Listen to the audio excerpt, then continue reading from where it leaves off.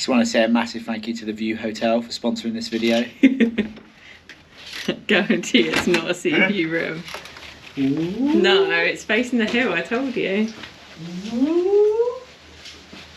Ah, the courtyard view. Way. Where else would you want to face? The sea. Yeah. This is just desperate to make the channel. This is Steve Ferret. That's our nickname. Yeah. Long time fan. First someone time kept messaging me and they kept typoing it wrong, and I was like, "That's actually quite good." The Ferret. My childhood email address is Derek the Ferret. Is it? Oh, yeah. I had to embrace it. Alright. Joy? Thank you. Ross? Yes. They've actually got a Q cycle stand here. That makes me sick in my mouth. Last year we did hotel time when Looks tidy. when you get there. I think this is probably where I'll go in here. There are parking. On there. Back on it. Yeah, I'm feeling much better.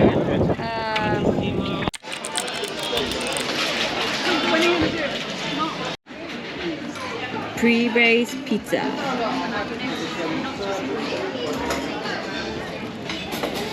It's very hot. I'll give you my thoughts pre-race. So I wasn't feeling my best.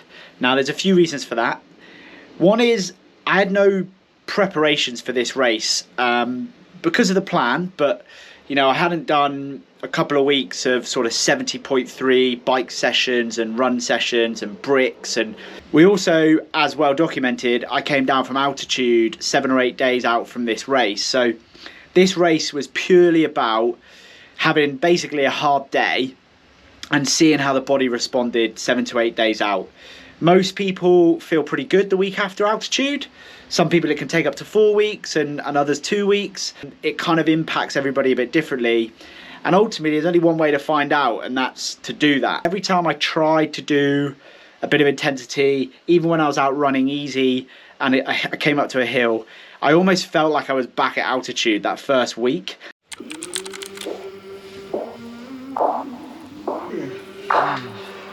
I came from the mud, there's dirt on my hands. Strong like a tree, there's roots where I stand. Oh, I've been running from the law. Hope they won't shoot me down soon.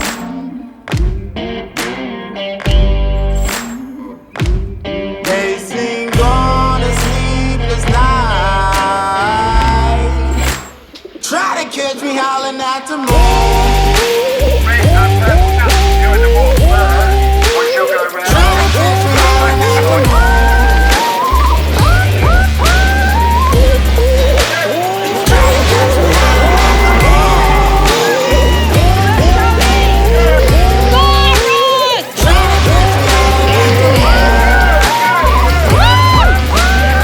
The start itself, although very unique and quite fun, jumping off the pier, it was about a 9-foot drop into the sea. It was one at a time. I think I was probably 10th, maybe 15th into the water. I'd let the sort of boys that I knew were going to be fighting for their pro license sort of go in front, and then I sort of, you know, went with the best of the rest type people in the queue. That meant that pretty much for me anyway, the swim was a solo effort. There was an iron distance race on where there were some people swimming before us that had gone in 10 minutes before, but ultimately I was swimming way faster than a lot of them. So I found myself using them to sight a little bit and sort of judge the tides and what have you, but I basically swam on my own.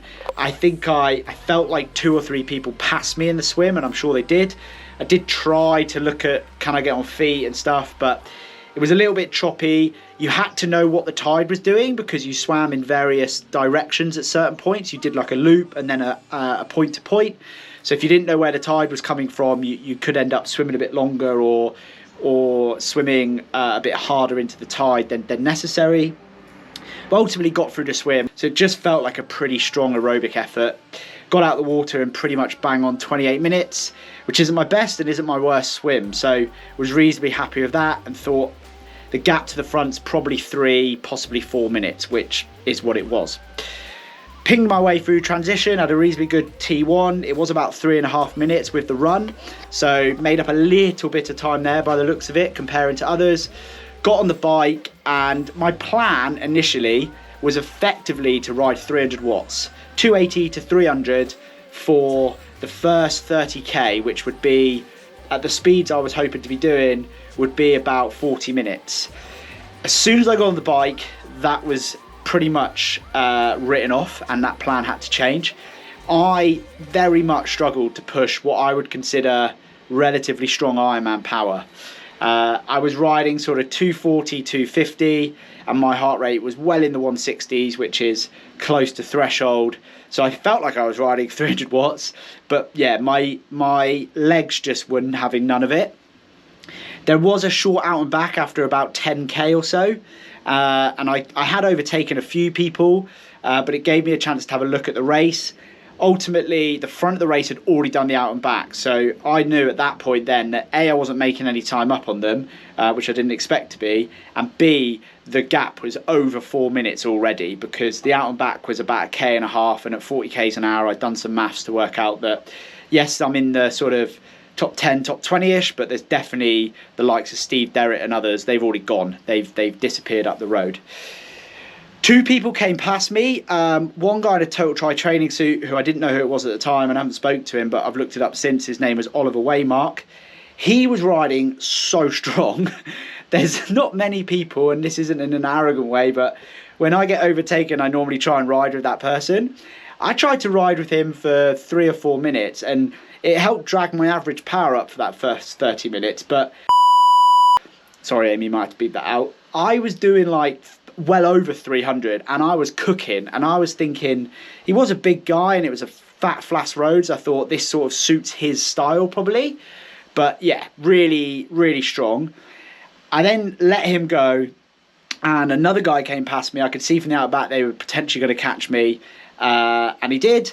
And effectively, I just committed to sitting on his wheel at a legal distance, and just tried to stay with him. I could see his name was Tom from his bib number. I had no idea who he was. He was in the age group above me, and I just thought, you can't be overtaken by loads of people, so ride with this fella. And that's what I did. I lapped my Garmin after 30 minutes and sort of reset myself, and I think on average I pushed about 240 following this guy, and I was probably definitely moving slightly quicker than I would be on my own, as I was benefiting from sort of pacing myself off him. I did my utmost to ride fairly. Every time I sort of encroached in the 12 metres, about 5 or 6 times, I did go round him, and that was some quite big surges, because at times we were riding sort of 50, 60k an hour, and I was like, oh God, I need to, I've got to get around him to play this fair. I didn't want to piss him off by sitting on his wheel and encroaching, even though there weren't any motos. I don't cheat, so went round him. There's a few 500 watt surges. I was tempted to say to him, like, I'm sorry, I can't help you. Did my best to ride on the front for 5-10 minutes maybe, and then he would come back round almost straight away. So we rode pretty fairly. We rode the last couple of climbs a bit harder. I did start to feel good at the back end of the bike leg, and sort of rode 300 plus watts up the climbs. And if I look at the Strava comparisons and stuff, I didn't actually lose any time to the guys who rode faster on the second bit of the bike course. We actually lost all the time on that flat fast bit. So if I'd had legs and were able to push that hard and ride my normal sort of pace on the second half, then yeah, I think I probably would have gone 4 or 5 minutes quicker and sort of matched and not lost as much time to the guys at the front of the race. But yeah, overall a decent bike leg. I'd certainly maximised speed. I think my bike handling helped at times. We caught that Total Tri training guy up, Oliver, near the back end, and actually dropped him. So whether he'd not paced it correctly, or as a bigger lad, the second bit of the bike course didn't quite suit him. But that was quite rewarding in the sense of, like, he'd obviously ridden super strong, and then to sort of catch him effectively meant no one really overtook me over the bike leg. So yeah, relatively happy with that. Got off the bike, the lad I was riding with got caught behind a car at the mount line, or dismount line, so I was able to sort of get off in front of him, get my shoes on, and I got out of transition ahead of him. My goal for the run, I mean, the goal for the race, really, I wanted to see how I felt running. Running is, as we know, the discipline, shall we say, I find the most difficult, particularly in racing. And I believe I've never shown my full potential. I wasn't expecting to, by any means, necessarily ace this race. But I do still have a relatively soft half marathon PB off the bike of 83 minutes that I did in Finland last year. So I had half an eye on, could I equal that or better it just? And that would be a pretty good showing by all accounts. First couple of K felt pretty crap. And the usual sort of feelings initially set in of, oh, for God's sake, this is going to be a long half marathon. And, you know, I should have just binned this off, like the way you felt on the bike and so forth. The lads, both the Total Tri Training guy and Tom, came past me. They were running really well. And we did the out and back turn point, the first one. And I could see there was quite a big gap to people behind me. As it was a rolling start, obviously that gap probably was smaller in reality than it was in sort of physical semblance. But in my head then, the commitment was no one else is overtaking you. You know, if you can run under 4 minute Ks, run a strong half marathon, good showing, get this done, and off we went. After the first 7K, so I got to the next out and back, so the furthest point away from the course, I did stop and I took my right shoe off and corrected the tongue. So the tongue was rubbing on the top of my foot. And I'm glad I stopped, but sort of lost 20 seconds or so. But I can see quite clearly, and I might drop it on the screen now with Training Peaks, as soon as I sorted that out, A, I started to feel a bit better, and B, the little discomfort in my foot that I was feeling had gone. And the next 10K I ran really well. The actual 10K to 15K mark was my fastest 5K of the half.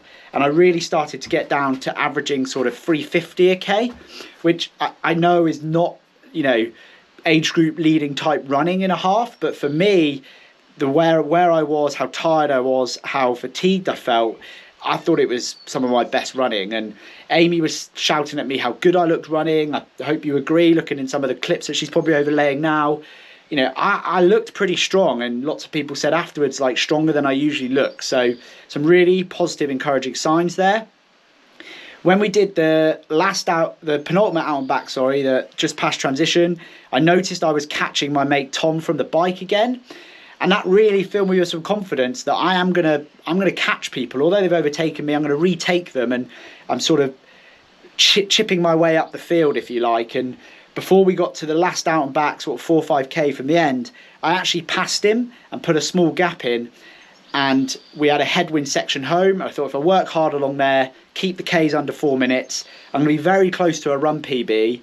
I'm not really going to have lost any positions. I've only been overtaken then by one person. And yeah, very decent showing, somewhere in the top 20. I was about 11th, 12th, 13th on the road, knowing there were probably a few behind me that were actually ahead of me, because where they started, they're not. I finished the job. The last 4K, however, in fact, the last 5K, I was really hurting. My heart rate was higher than it's ever been in a 70.3. And I was really pushing, which I was really proud of. But yeah, the pace sort of not fell off a cliff, but I was doing 420, 415s rather than 355, 350. So in those 4Ks, I sort of lost 2 minutes of time and went from running like a high 123, low 124 to a I think I ran a 125 dead in the end. So a little bit disappointing I didn't quite finish the job, but ultimately I felt like I got it all out. My legs certainly feel like now like I ran pretty hard, and my body feels like I've done a decent 70.3, which is good. And we've learnt that I can obviously race reasonably well a week later, but certainly didn't feel that fitness bump that people talk of. I also have to bear in mind, you know, I've done 2 Ironmans, I had a week off, I had an easy week, and then I went to altitude. So yeah, regardless of what I said earlier about no specific 70.3 prep, I actually, you know, still somewhat recovering from the Ironman while we went to altitude and so forth. Now, obviously that was all by design, was the plan. We didn't go to altitude because we wanted to come back in peak fitness and by the end of July be the best athlete. Obviously I want to be the best athlete in October. But yeah, there's lots there to kind of put notes against and learn from. So yeah, that's the British Middle Distance Champs. I was officially 15th overall and 5th in my age group. My age group was obviously the most competitive as usual, or one of. I think the age group below also was pretty good. But yeah, Steve Derritt, or AKA Derritt the Ferret, he won, absolutely smashed it. It's phenomenal to see these guys in person. It was like watching Lars and Chris in Hamburg.